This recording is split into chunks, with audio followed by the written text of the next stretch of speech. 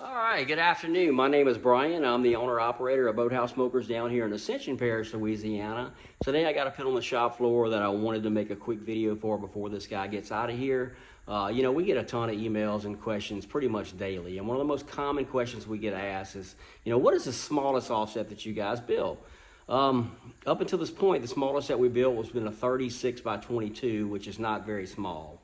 Has a capacity of about 6 briskets, 8 to 12 pork butts, and weighs about 1,150 pounds. And then the next question they ask is, well, why don't you guys build anything smaller? Well, the basic answer to that question is basic economics, due to cost, due to the way that material is sold and the way that it lays out and nests on the sheets.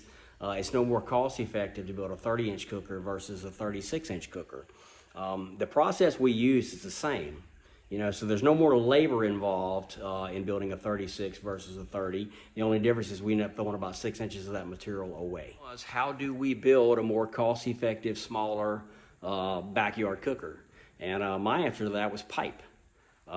People say, well, is pipe cheaper? No, pipe is not cheaper. Pipe is way more expensive than structural steel. A piece of 18-inch pipe, I think, is about $150 a foot. We do not use used material. Everything we buy is brand new and from the mill. So the material cost is a lot more, but what we make up on it is the labor. So basically, the way our process for fabricating our typical cooker is all 1/4-inch plate steel. We lay it out. We got to cut it. We got to grind it. We got to weld it. It's very labor intensive. With a piece of pipe, you can take a 20-inch piece of pipe, cut you 2 cap plates and cap the ends and cut the doors out of the same material, and you're 75% done. So I went and picked up a 21-foot joint of 18-inch Schedule 40 pipe, which is a 3/8 wall pipe, and I started the design process. It took me about, a couple of weeks working in the afternoons to get it all laid out. And everything that we do, I do it in AutoCAD first, and then I lay it out and convert it to a DXF file, which is sits at the burn table to where it can, be CNC cutted, so that way everything is precise. All right, so this is the final product after fabrication. I'm gonna do a quick walk around, then I'll come in and kind of give you a rundown and show you some of the details.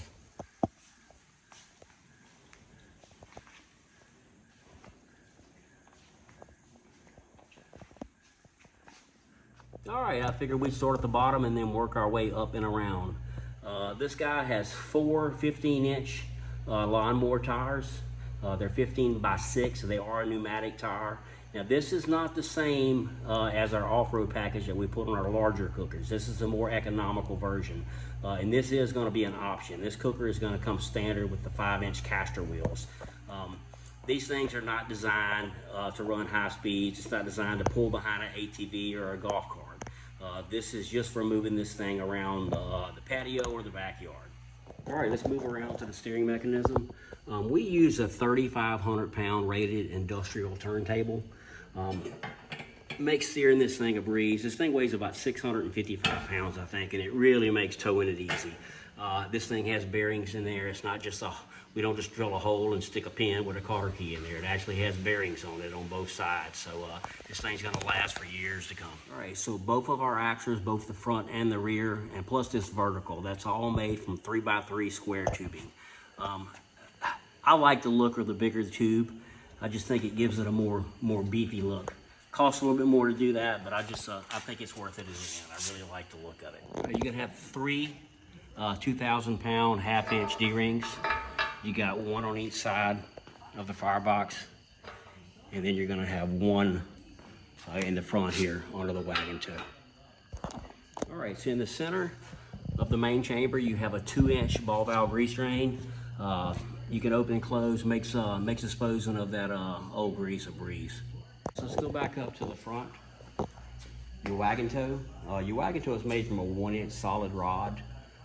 The little handle is made from also a 1-inch solid rod, and the little fittings around it, that's all made from 1/4-inch plate steel. We actually fabricate this thing by hand.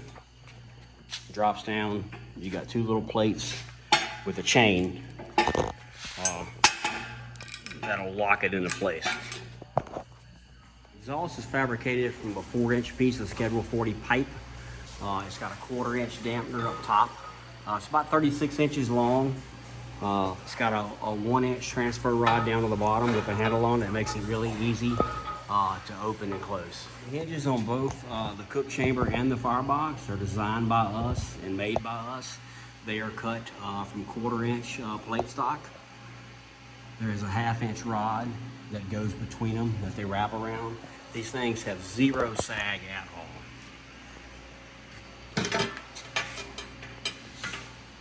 I mean, on some of our larger cookers, that door weighs about 150 pounds, the big 1/2-inch door, and it does not sag at all. All right, the last thing we're going to look at is going to be this front shelf. It's a 13-inch. It's framed by 1.5" by 1.5" angle with 3/4 number 9 expanded. It's very solid. You can actually get up there and stand on this thing, and it's not going to flex at all. All right, from here, let's go to the firebox. Got a custom-made little latch that we make here in the shop with a spring handle on it. Your dampener is cut into the door. It's a 1/4-inch plate that you can open and close. It's got a little handle on it. Inside the firebox, it does have a piece of plate down here for like a wood rack, but I currently don't have it in there. I left it in the shop. But it does come with a little wood rack. Look inside that dampener there. One more thing I want to bring your attention on the exterior. All of our doors are trimmed in 1.25" flat bar. The door on the main chamber is actually rolled to the radius, so it gets a good tight seal. This thing does not leak at all. It has a 1/4-inch gasket all the way around on all of the openings. Thermometer on the main chamber is a 3-inch diameter, and it comes with a 4-inch diameter pipe shroud. Take a look inside the main chamber. All right, it does come with 2 racks. I was kind of debating whether to put that second rack in there or not, and the only way I was going to put that second rack in there was if I could get our standard 6-inch clearance between racks, and we was able to do that. But in doing so that, the top rack had to be a little bit smaller. So the rack up top is, I think, about 12 inches by 37 inches, and then you have the big full-size rack at the bottom, which is 37 by 16 inches, I do believe.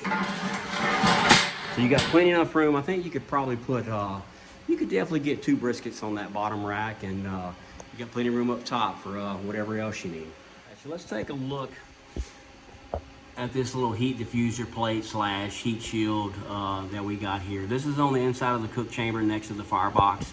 Anytime you're running a traditional flow cooker, you got to do something with this area right here. Otherwise, you're just going to nuke everything that's right here in that area. The space will be unusable.